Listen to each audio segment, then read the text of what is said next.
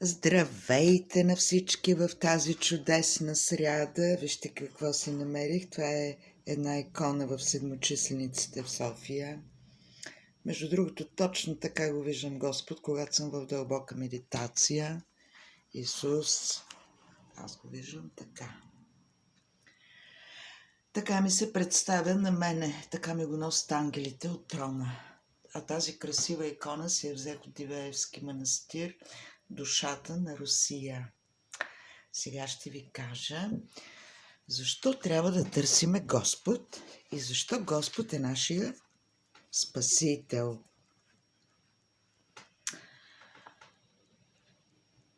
Защото живеем в трудно време, злото е навсякъде, лошите хора се опитват да ни натискат, да ни налагат техния модел на мислене, на поведение.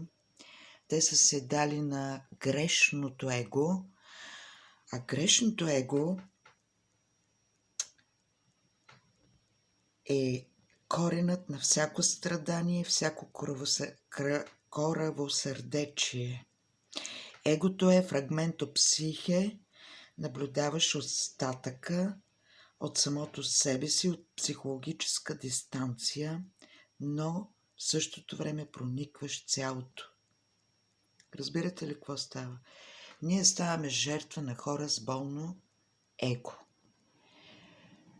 Какво ни съветва Господ? Ако четете Словото, ако слушате ежедневно молитви, ако ползвате умствени практики, какво трябва да направиме? Под покрова на Всевишния ще продължиме да вървим. Силата на кръвта Божия, която носим, е нашата опора в мира на Господа. Борете се за водителството на Бог. Дайте му всичките си пътища. Приемете съвършенната любов. Заедно с Бог ще победиме враговете около нас. Общението с Бог е с молитви. Винаги хвалете и благославяйте Бог.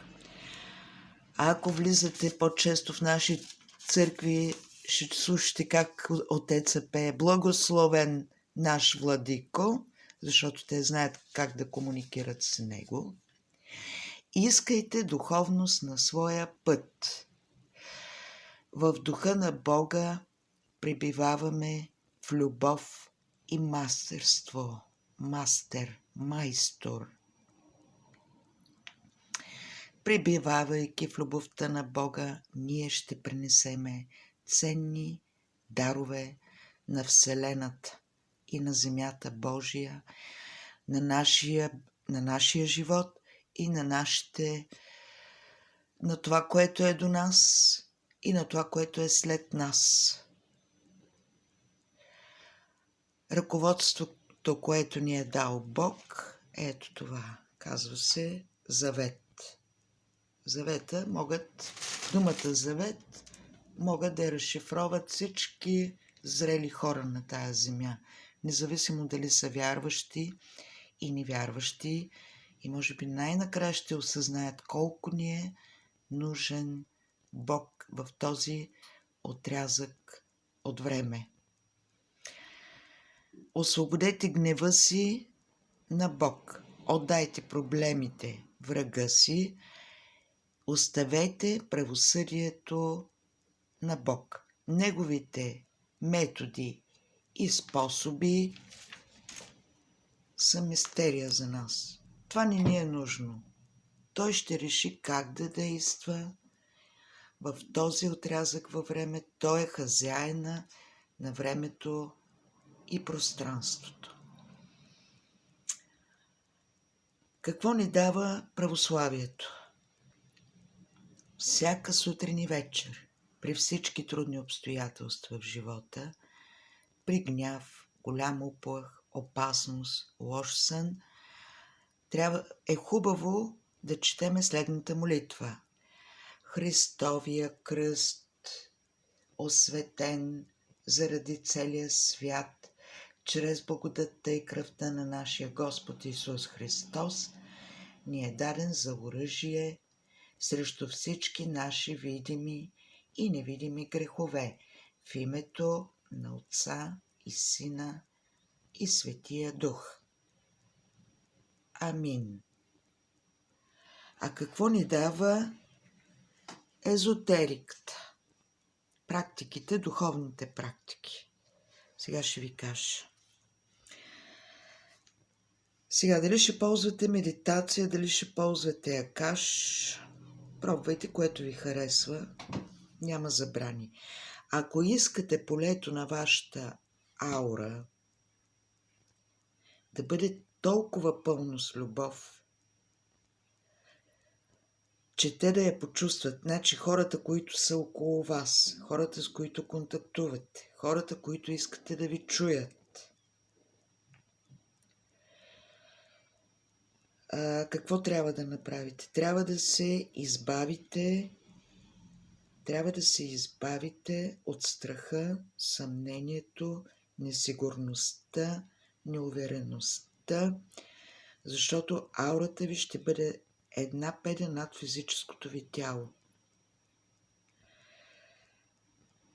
Ако помолите майсторите и учителите за вдъхновение, можем съзнателно да разшириме полето на своята аура, все едно, че издувате гигантски балон и той нараства, чак до размерите на помещението, в което се намирате, където правите своята презентация, своята молитва, своята медитация. И ако наистина искате да блеснете, изпълнете своята аура със светло-пурпурен цвят. Фуксия. Ако искате да излъчвате любов, използвайте розов цвят. Ако искате да изцелите някой, използвайте зелен цвят. И разбирате ли какво прави Бога със своето мастерство? Ние можем да ползваме своята фантазия. Значи, колкото повече влизаме в света на Бога, толкова по-лесно ще постигнем, ще станем слуги на своите мечти. Разбирате ли какво ни дава новото време? И трябва да се доверим на Бог. Трябва да му дадем своите пътища. Това е. Много скоро ще направим заедно една медитация в Беглитаж. На Беглитаж, едно мистериозно място. Бога открива своите мистерии за нас, българите, в това време, за да се спасим. Така ще ни спаси Бога с мъдрост, с познание, с любов. Аз ви приветствам от света на светлината. Добре дошли в него.